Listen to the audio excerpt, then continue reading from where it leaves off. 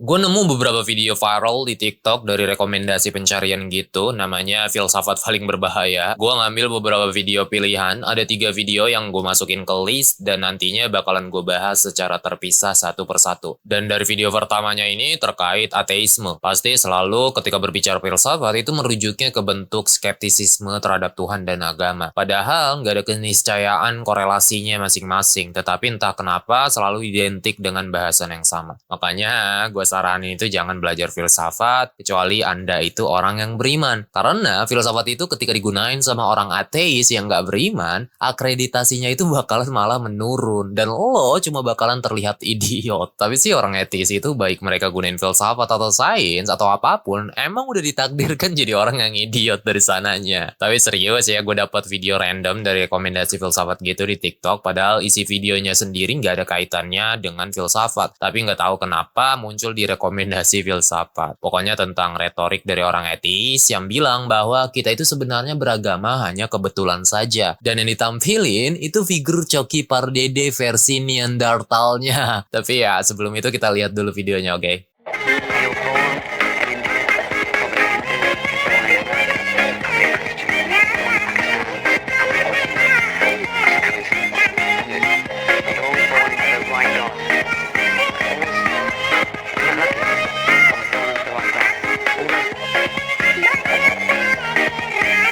Alright, sebelum kita bahas videonya, kita ngebahas dulu sedikit terkait gambar kutipan Einstein sendiri yang tadi dikasih, di mana dia ngambil kutipan Einstein itu hanya sebagai hal yang somehow keren untuk dibaca. Sama aja kayak Richard Dawkins dalam God Delusion juga bilang hal seperti ini, bahwa Einstein itu paling banter seorang ateis dan terburuknya seorang panteis. Padahal Einstein itu nggak mau mengaku sebagai seorang ateis, dan banyak di kutipan lainnya, dia malah memuji Tuhan dan tidak mendiskreditkan agama. Anthony Flew, seorang filsuf Britania Raya, dalam bukunya There is a God, dia ngebantah cherry picking and misquoting dari banyak klaim-klaim Einstein yang disalahgunain oleh para ateis, terutama Richard Dawkins sendiri, yang mana Einstein secara tegas itu menyangkal dirinya sebagai seorang ateis ataupun panteis. Saya bukan seorang ateis dan saya rasa saya tidak bisa menyebut diri saya sebagai panteis. Kita berada dalam posisi seorang anak kecil yang memasuki perpustakaan besar yang penuh dengan buku dalam berbagai bahasa. Anak itu tahu bahwa seseorang pasti telah menulis buku-buku itu. Ia tidak tahu bagaimana caranya. Ia tidak mengerti bahasa-bahasa yang digunakan untuk menulisnya. Anak itu samar-samar mencurigai adanya tatanan misterius dalam susunan buku-buku itu, tetapi tidak tahu apa itu. Menurut saya, itulah yang dinamakan sikap yang bahkan dimiliki oleh manusia paling cerdas sekalipun ketika berbicara Tuhan. Kita melihat alam semesta tersusun dengan luar biasa dan mematuhi hukum-hukum tertentu, tetapi hanya samar-samar memahami hukum-hukum ini. Pikiran kita yang terbatas memahami kekuatan misterius yang menggerakkan rasi bintang. Dalam buku ini itu ada banyak bantahan terkait klaim Einstein sendiri yang banyak disalahgunain oleh orang-orang ateis. Selebihnya sendiri ya lo bisa baca sendiri, oke, di bukunya. Dan bahasan kali ini ya kita tentu fokus hanya pada video menyebalkan dari komedian ateis ini, yang juga sama udah jadi argumen Richard Dawkins dalam buku dongeng sampahnya, yaitu God Delusion, yang udah dibantah berkali-kali oleh para philosophers, bahkan saintis sendiri di hampir tiap bagian negara di dunia. Jadi bagi orang ateis, skeptis, bahkan juga pluralis, itu sering bawa argumen sampah seperti itu, yang bilang bahwa gimana lo itu bisa percaya bahwa keyakinan lo itu benar. Kalau lo itu lahir di Meksika, lo itu bakal jadi Katolik. Kalau lo lahir di Thailand, lo itu bakal jadi Buddha. Dadadadada. Mereka itu sering ngebawa hal-hal ini, seakan-akan argumen mereka sendiri itu nggak berlaku ke penalaran mereka sendiri. Bahwa kalau lo itu lahir di Korea Utara, lo itu bakal jadi komunis, dan lo itu udah didoktrin untuk nggak percaya Tuhan sejak kecil, atau bahkan nggak boleh mempercayai Tuhan dan agama. What is sauce for the goose is sauce for the gander. Ini disebut idiom retorik timbal balik yang digunain untuk menyatakan bahwa satu orang atau suatu situasi tertentu harus diperlakukan dengan cara yang sama. Jadi argumentasi seperti itu berasumsi bahwa agama itu ditentukan dari letak geografis masing-masingnya, dan kebenarannya itu ditentukan dari nilai geografis masing-masingnya. Ini jelas jadi masalah genetic fallacy sebagai kesalahan berpikir yang mendasarkan suatu kebenaran kepercayaan itu berdasarkan asal-usul dari kepercayaan tersebut. Padahal hal itu tidak sepenuhnya membantah klaim kepercayaannya itu sendiri. Lagi pula mereka sendiri sudah berasumsi bahwa manusia itu dikatakan tidak bisa memilih mana yang A ataupun B, atau mencari nilai kebenaran di balik A ataupun B. Tapi entah bagaimana mereka sendiri tidak menerapkannya ke bentuk ateisme mereka sendiri, bahwa mereka sendiri bisa memilih menjadi seorang ateis, tetapi orang beragama seakan-akan tidak bisa memilihnya. Paul Coppen, seorang filsuf dan teolog Kristen, menjawab kesalahan berpikir seperti ini. Jika Anda tumbuh di Arab Saudi, Anda mungkin akan menjadi seorang Muslim, kata seorang klaim pluralis keagamaan. Oleh karena itu, keyakinan agama tertentu hanyalah produk kebetulan dari lingkungan seseorang atau masing-masingnya. Tetapi pluralis sendiri berada dalam dilema yang sama. Seseorang yang tumbuh dalam budaya pluralistik kemungkinan akan percaya pada pluralisme itu sendiri. Kemungkinannya ya, keyakinannya itu hanyalah produk dari didikan keluarganya dan sama kebetulannya dengan yang lainnya. Terlebih lagi, jika ia tumbuh di Italia abad pertengahan, ia mungkin tidak akan menjadi seorang pluralis. Tetapi pluralis ingin kita percaya bahwa pandangannya itu dapat disimpulkan secara rasional, bukan pada kebetulan sejarah ataupun geografis. Jika Anda dibesarkan di Uni Soviet, kemungkinan besarnya Anda pernah menjadi bagian dari pemuda komunis. Tetapi, apakah kita kemudian harus menyimpulkan bahwa semua sistem politik secara moral itu setara? Apakah komunisme dan demokrasi misalnya, apakah itu sama? Tentu saja tidak. Demikian pula adanya keragaman sistem keagamaan tidak berarti bahwa semua sistem kepercayaan itu sama masuk akalnya atau klaim suatu agama tidak bisa benar dibandingkan dengan yang lainnya. Kemampuan kita untuk melihat ke belakang dan merenungkan pengaruh budaya dan bahkan menolaknya menunjukkan bahwa kita itu adalah makhluk yang berpikir dan dapat memilih, yang memiliki kehendak dalam hal ini yang diciptakan untuk mencari kebenaran sekalipun pada keterbatasan yang kita miliki. Jadi dengan kita mengacu pada statistik geografis itu tidak akan menyelesaikan masalah apapun. Sejarah, filsafat, pengalaman, dan wahyu adalah beberapa alasan penting untuk menganggap suatu agama itu benar atau tidaknya. Jadi suatu kebenaran dalam agama itu tidak dilihat dari faktor geografisnya, atau kita sendiri itu tidak benar-benar dapat memilihnya. Padahal kita itu bisa memilih apa yang benar dari klaim-klaim keagamaan masing-masing. Seorang ateis bisa memilih untuk menjadi seorang ateis, masa orang yang beragama tidak boleh memilih untuk menjadi orang yang beragama? Atau pada dasarnya kita malah sudah berasumsi lebih dulu untuk mengatakan bahwa kita itu tidak dapat memilih agama manapun, dan kita sudah terlanjur diindoktrinasi pada letak geografis tertentu atau keagamaan tertentu. Memang bisa saja benar kita mengatakan bahwa tabula rasa itu sebenarnya tidak benar-benar ada, yaitu klaim bahwa kita itu sepenuhnya dilahirkan dengan tidak menerima pengetahuan apapun, dan pengalaman setelahnya lah yang menentukan pengetahuan kita. Atau memang bisa saja kita itu telah diindoktrinasi oleh suatu kepercayaan tertentu dalam diri kita, dan kita dapat berargumen bahwa fitrah manusia sendiri memiliki kepercayaan alami yang universal, dan agamalah yang memainkan peran dalam hal indoktrinasinya. Tetapi dalam konteks ini seharusnya kita itu lebih memfokuskan klaim kepada kebenaran wahyu, keselarasan akal, dan tentunya klaim intuitif terhadap keyakinan tertentu. Bukan hanya mengklaim bahwa lo itu tidak dapat memilih menjadi apa ataupun siapa, atau lo itu tidak dapat memilih menjadi orang yang beragama ataupun tidak beragama. Padahal lo itu dapat memilihnya dan lo itu dapat menentukan kebenaran di atasnya. Kita itu dapat memilihnya melalui fitrah, wahyu, dan keselarasan akal. Yang ketiganya itu tidak akan kontradiksi satu sama lainnya. Dan pemilihan tersebut seharusnya dapat disandarkan dengan nilai keadilannya dan nilai kebenarannya. Daniel Haqiqatjou, seorang syirik apologist, dalam Modernist Menace to Islam, ia juga membantah terkait klaim standar ganda dalam kebebasan memilih. Meskipun ia itu mengekspresikannya ke bentuk sekularisme dan liberalisme yang membatasi kehendak memilih dan kontradiksi klaim terkait klaim mereka sendiri, tetapi kita itu akan coba menerapkannya pada konteks masalah pemilihan agama sendiri dalam konteks ini. Jika saya lahir dalam keluarga dengan agama tertentu dan keluarga itu mengajarkan agama itu kepada saya sejak hari pertama dan saya tumbuh dewasa dengan menganut kepercayaan itu, apakah itu berarti saya tidak secara bebas memilih kepercayaan itu untuk diri saya sendiri? Saya mungkin berpendapat bahwa sebagai orang dewasa, saya membuat pilihan sadar dan menggunakan kehendak bebas saya untuk berkomitmen pada kepercayaan tertentu saya. Tetapi, lalu bagaimana saya bisa tahu bahwa itu benar-benar saya yang membuat pilihan itu dan bukan saya yang tumbuh di rumah tangga tertentu yang merupakan produk dari jenis indoktrinasi agama tertentu? Mungkin saya telah dicuci otak. Dalam hal ini, pilihan saya sebenarnya bukanlah pilihan sama sekali. Tetapi jika itu terjadi pada anak-anak yang tumbuh di rumah tangga religius, maka jenis indoktrinasi yang sama juga akan terjadi di rumah tangga non-religius. Jadinya itu akan menjadi penunjuk pencucian otak jenis yang non-religius. Jika seorang anak dibesarkan untuk tidak percaya pada Tuhan dan tidak terlalu memikirkan pengabdian taat kepadanya, lalu jika ia tumbuh dewasa dan memutuskan untuk menjadi seorang ateis dan menghina agama-agama atau hal yang sebagainya, apakah itu benar-benar pilihan yang bebas? Atau apakah itu juga merupakan produk dari lingkungannya? Intinya adalah bahwa tabula rasa tidak ada, dan begitu pula papan kosong netral yang dibayangkan oleh para pemikir liberal bahwa kita dapat secara bebas mengembangkan keyakinan kita. Kita semua dilahirkan dalam kondisi tertentu dan dibesarkan untuk mempercayai ide dan nilai-nilai tertentu yang dipaksakan kepada kita sejak kecil dan kemudian sepanjang kehidupan dewasa kita. Satu-satunya pertanyaannya adalah apakah ide dan nilai-nilai itu benar dan adil? Jika iya, siapa yang peduli jika seseorang sampai pada ide dan nilai-nilai tersebut dari posisi kebebasan, yaitu papan kosong yang pada kenyataannya tidak ada. Dan jika ide dan nilai-nilai tersebut salah dan tidak adil, maka satu-satunya cara untuk melawannya adalah dengan kebenaran dan keadilan, bukan dengan gagasan abstrak tentang kebebasan yang sekali lagi merupakan khayalan abad pencerahan. Dengan kata lain, kebebasan beragama di negara-negara sekuler mengasumsikan titik awal non-beragama. Tetapi mengapa non-beragama menjadi titik awal sebagai landasan yang netral? Mengapa nilai-nilai non-agama menjadi standar? Orang mungkin berkata, iya, ada beberapa kepercayaan agama sehingga daripada lebih menyukainya atau mendukung salah satunya, kita seharusnya lebih memilih untuk tidak menganut salah satunya. Tetapi ini adalah penggambaran yang sangat salah tentang realitas kenyataan itu sendiri. Non-beragama juga merupakan seperangkat kepercayaan tertentu. Jika negara sekuler memilih non-beragama, ia tetap lebih menyukai dan mendukung sistem kepercayaan tertentu daripada yang lain. Ini pada dasarnya tidak berbeda dengan negara teokratis yang juga memilih satu set kepercayaan tertentu di atas semua yang lain. Perbedaannya adalah negara teokratis tidak menipu dirinya sendiri dengan berpikir bahwa ia itu netral. Intinya adalah seperti tadi dari awal sampai akhir, yang mana kita itu udah membahas kesalahan berpikir dari kebenaran suatu kepercayaan itu yang hanya ditentukan dengan kebetulan saja pada letak geografis tertentu, sampai nilai kepercayaan yang pada dasarnya memang bisa saja diindoktrinasi sejak lahir. Tapi dari situ, kita itu tidak seharusnya bersikap seolah-olah itu netral. Seharusnya kita itu tidak dapat mengatakan bahwa kepercayaan agama itu salah di tiap masing-masingnya, atau tidak ada kebenaran sama sekali dari tiap masing-masingnya, yang mana tentu itu akan menjadi bumerang terkait klaim yang ada pada diri kita sendiri. Dan kita juga secara sadar memiliki kehendak dalam memilih sesuatu dan diberi pengetahuan matang untuk dapat menentukan dan menilai suatu kebenaran agama tanpa bersikap arogan. Sama seperti yang tadi kita udah sebutkan, kita itu dapat menilainya dengan keselarasan akal dan wahyu yang didasarkan pada klaim fitrah ataupun intuitif pada manusia sendiri terkait konsepsinya terhadap Sang Pencipta. Semua orang secara intuitif atau fitrah itu tahu bahwa Sang Pencipta itu tidak dapat disamakan seperti kita, dan suatu kebenaran yang datang dari Sang Pencipta itu tidak akan bertentangan dengan klaim wahyu dan keselarasan akal manusia. Dan perlu Anda ketahui, klaim intuitif atau fitrah terkait konsepsi ketuhanan yang benar serta pengkoordinasiannya pada keselarasan akal dan wahyu itu hanya bisa didapatkan dari agama Islam. Agama yang selaras dengan sifat dasar alami kita yang berkoordinasi dengan akal dan wahyu dan memiliki sifat benar by default atau dengan sendirinya. Saran saya ya, semua yang belum Islam sudah seharusnya Anda itu mempertimbangkan agama ini.